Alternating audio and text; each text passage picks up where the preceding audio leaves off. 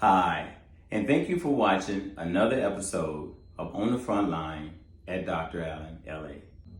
If you've been watching, you've only seen the local things in Los Angeles that we've been fortunate to do. I'm going to show you now how just the impact we're doing have been all over the United States and is now hopefully making a positive impact on multiple people during this pandemic time.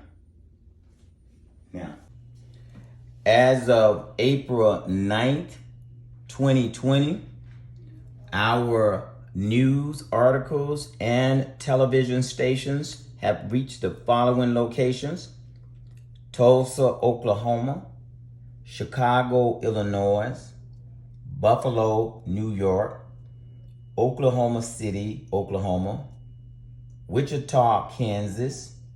We've been fortunate to reach Salisbury, Maryland. We've reached Colorado Springs, Colorado. We've reached Erie, Pennsylvania. We've reached Nashville, Tennessee; Horsehead, New York; Birmingham, New York; West Point, Mississippi; Plymouth, Indiana; Starksville, Mississippi; Tulsa, Oklahoma; Valley City, North Dakota; Blackfoot, Idaho; Lubbock, Texas; Antlers, Oklahoma; Kane, Pennsylvania; Minister, Ohio; Wapakoneta, Ohio; Deer Park, Washington; Columbia City, Indiana; Oklahoma City, Oklahoma; Pittsburgh, Pennsylvania; Folsom, California; Milton, Delaware;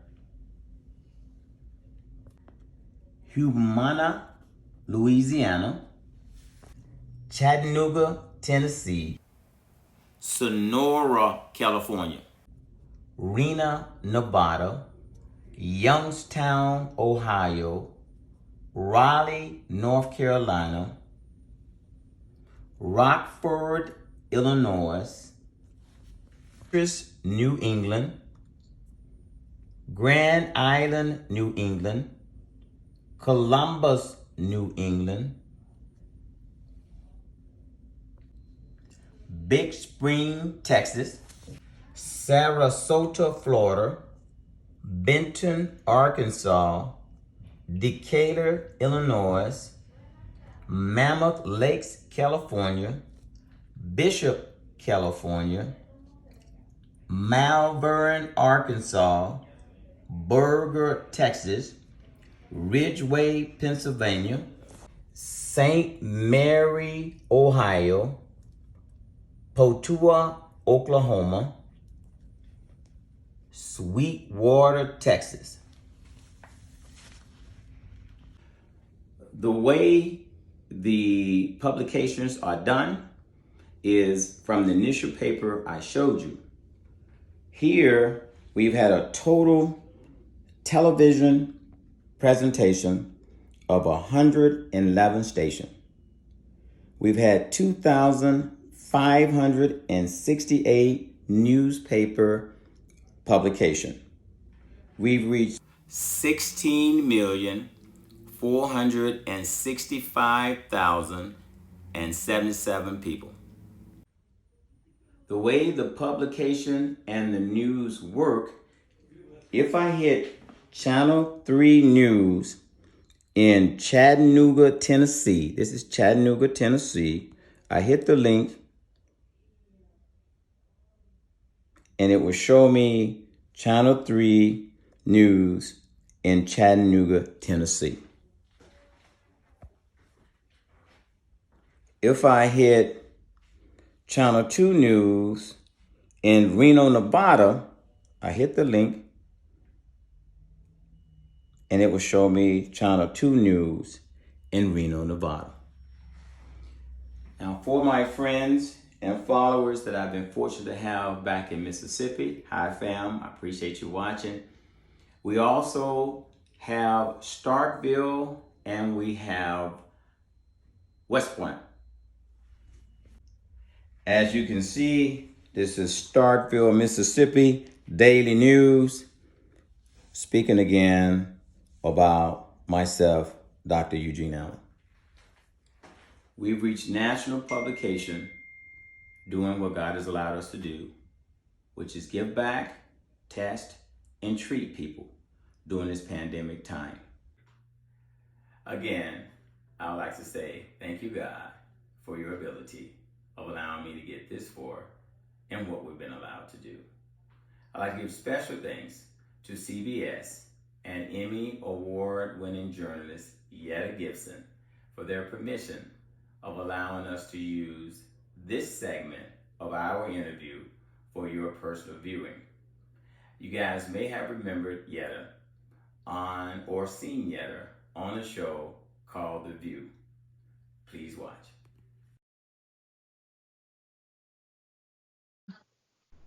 How's it going out there? Where are you in Cali? I have 7 clinics. My locations are Inglewood, Paramount, Gardena, Montebello. I have Anaheim, Linwood. Those are the total 7. Are they urgent cares? Urgent cares, yes. And they're yours? Yes, they're independently owned by me. And how long have you had all of these? I started with urgent care services in 2002. And what is the name of them? Dusk to Dawn Urgent Care. Dusk to Dawn Urgent Care. How many are there total again? There's a total of 7 urgent cares. 7 of them. Okay. And we see about approximately 500 people a day. Right now? Right now, since COVID-19 has come into place, we're seeing about approximately 300 people a day due to the need to pre-screen. What happens is with urgent care services, we have to separate out the individuals who have respiratory problems, cough, cold. Even now, COVID is presenting as abdominal pain, nausea, vomiting, chest discomfort, and the latest news shows pink eye. Those individuals are screened in a tent, like a mass casualty type of tent. And after we do the screening, we either would treat them in the tent if we think they have any type of COVID-19 or SARS infection, and also test. And if they have just regular run-of-the-mill ingrown toenail, urinary tract infection, rash, that's a distinctive rash that we don't think, because COVID has. Hold on one second. I gotta stop the staff from calling me. Okay. They still try to reach me. But the idea now is we treat everyone within the clinic that has possible coronavirus infection, and everyone that's normal goes inside of the tent. How would you say, or what would you say are the most common recent cases of COVID-19, the symptoms that you would say are the first onset symptoms? Well, what I've noticed, because I'm actually blessed to be in the tent, I've tested hundreds of people now with COVID. And what I've noticed, the COVID changes. The literature is clearly defining fever, upper respiratory tract infection. And I've been fortunate to diagnose now 10 people positive for the coronavirus. The literature is telling you that the individual is going to have a runny nose, sore throat, or cough. But we're finding now from my new cases is basically body aches. I just feel tired, malaise, fatigue. I'm not myself. I'm having a headache. I just seem out of it.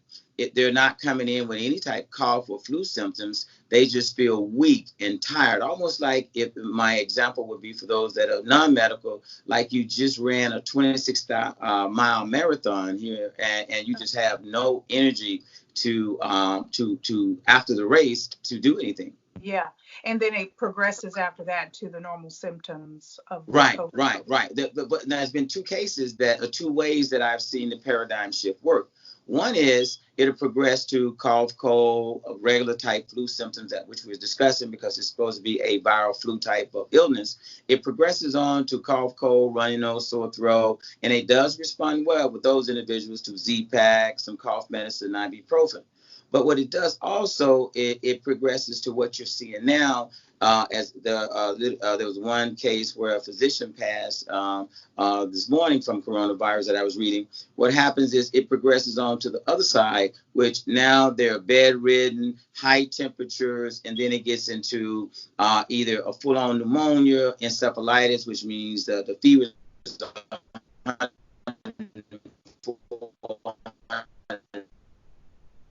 seizures, and then individuals either have the fatalities that's associated with the illness. Yeah.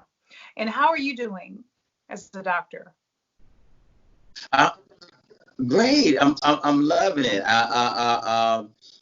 It's always, as I can say, a dance with faith when you put your outfit on. You got your protective gear, and you go in and you actually have a conversation, knowing that possibly could be the coronavirus itself, but it's the individual that you see. You don't actually look at the virus, or you will be afraid to even interact. But it's to me, it's a joy to be able to help that individual and not be what you're seeing a lot of people just saying, I just want to be at home. I don't want to be on the front line. My interest is not so much in the patient, it's my family and my own health. I hope that's not too odd. I love being out there. I love helping people. Mm-hmm. And yeah, I mean, that's what you got into the business for. No, I totally get it. Now, tell me about the pictures that you sent me. What else are you guys doing other than helping people who are coming in to your centers? Well, yesterday we gave out 1,500 boxes of food. See, what happens is, and I'm going to say too for the community in the Phoenix area, what happens is, it's not just COVID, let's stay at home, let's put on our masks, let's do social distances. It's those individuals that like don't have jobs now. It's the individuals that out here, cheesecake is a big operation. The grocery stores are big operations. Those individuals don't have work now. The colleges don't have work now. The high schools and the kids that not going to graduate, whether it's high school, junior high, they're still affected in a different manner, other than we all are going to be sick and let's go to the hospital, see the doctor, and get tested. We forget about those individuals who's losing a part of their life growth during this struggle, during this pandemic. What my goal is, I try to help as much as I can. So I'm seeing the individuals, like you can't go to the grocery store and buy a buck of food. You can just buy a handful of this, handful of that. And most of the stores, at least in this area, don't even have a full stock of grocery or possible items for you to purchase. So I was blessed to get an entourage, and I said entourage is a large amount of boxes from a good friend of mine, Bishop. I want to give him credit for finding avenue through the food bank, and they brought a huge 4 pallets of nothing but just dry goods, and then there was fish sticks, and then we have asparagus for the individuals who want hot meals. But in the boxes there was like I'm a big fan of pinto beans. I don't know if that's okay to say, but I love pinto beans since I grew up in Mississippi. But they had beans, they had lentils, they had canned goods, they had sardines, they had peach. They had so much good stuff in the boxes. And what we did yesterday was pouring down rain, and my staff loves helping. We went out and we gave out 1,500 boxes of dry goods, along with fish sticks and frozen, well, not so frozen, but the asparagus. And get this is what you love. The next day, 4 more pallets came back to us do it again. So you gave just to be clear, you gave out 1,000 bags of dry goods and canned goods and things like that. And I like that. I'm gonna be real clear. 1,500. Oh, wow. And who did you give them to? Were they all your patients or just people? Where did you give them out at? What we did, and I do say that I think God believes in miracles. I don't know if is everybody's on that same wavelength, but we went to areas of need, and in the beginning, it's going to be the more more impoverished that's going to be appreciative. And which means the individuals that in our community that does the lawns, the individual that's the waiter at the restaurant, or the lady that's the cashier, those are the individuals going to be hit the hardest, waiting on the funding of whatever's going to come their way, or possible unemployment. We went there first. And then, if the supplies continue, it won't have a class structure. It would be, no matter who you are, you just won't be able to have access to large quantities of food, irrespective of finances. And then it would possibly grow to whatever community that I'm blessed to go to. But right now, I went to the most need first, and that was going to be areas like the projects, areas where there was a household and there was one parent that was providing the income, but now this individual is not working. We hit those doors, and you should, and God knows I want you to see the videos, the smiles on the face. I tell you something that was really funny that I think that you definitely should look. My staff was so excited, they started chasing behind the bus. That's, you know, how the public transit bus, they was running behind the bus, giving individuals food and boxes on the bus. That's so nice. That's so nice. Now, you just talked about how many people you're seeing every single day. How do you find time to do this? I mean, this is just as important to you, it sounds like, as seeing the patients who are coming in. Yes. We're seeing approximately 300 people now that's coming in. There's a huge proportion that are really ill, and it's almost, you know, we started early, great group of staff. Some of the docs, I said, you know, really wanted to take time off, and I understand and I respect that. If they are fortunate to see it, my heart goes out to them as well. But for the guys that are standing with me, we triage real fast.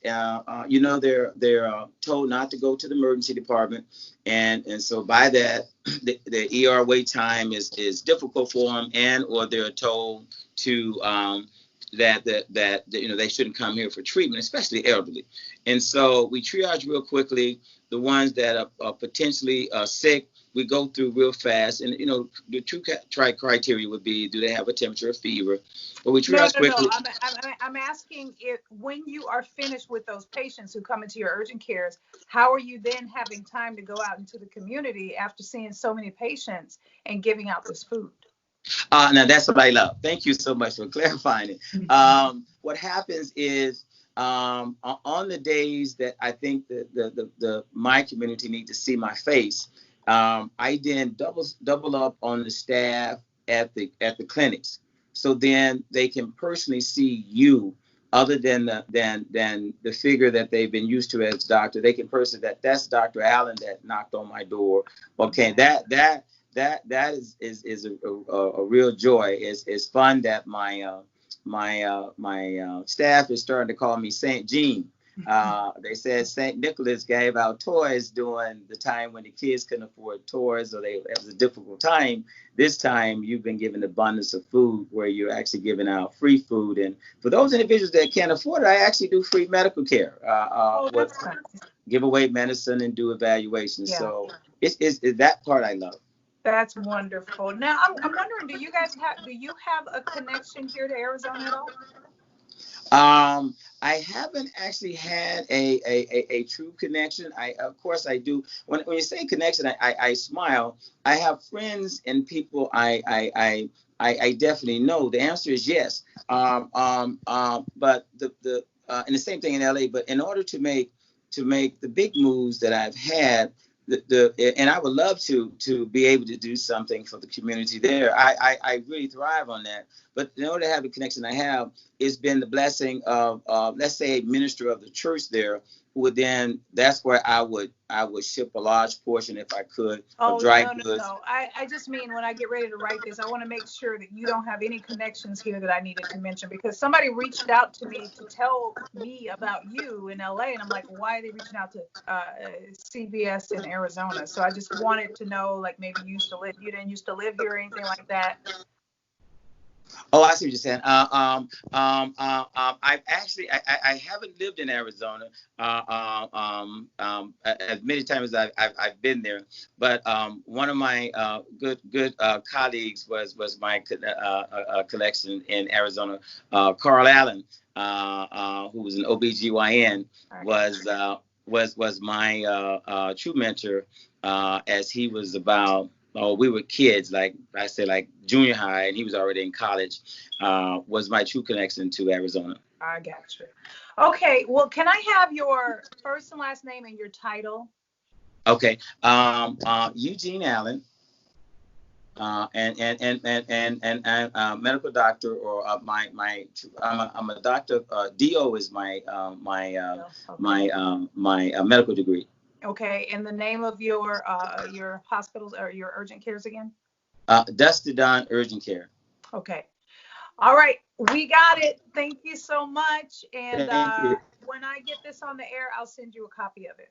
Thank you, Yet. I appreciate it. You're very welcome. And get back to work, because I know you got a lot of work to do helping everybody out there.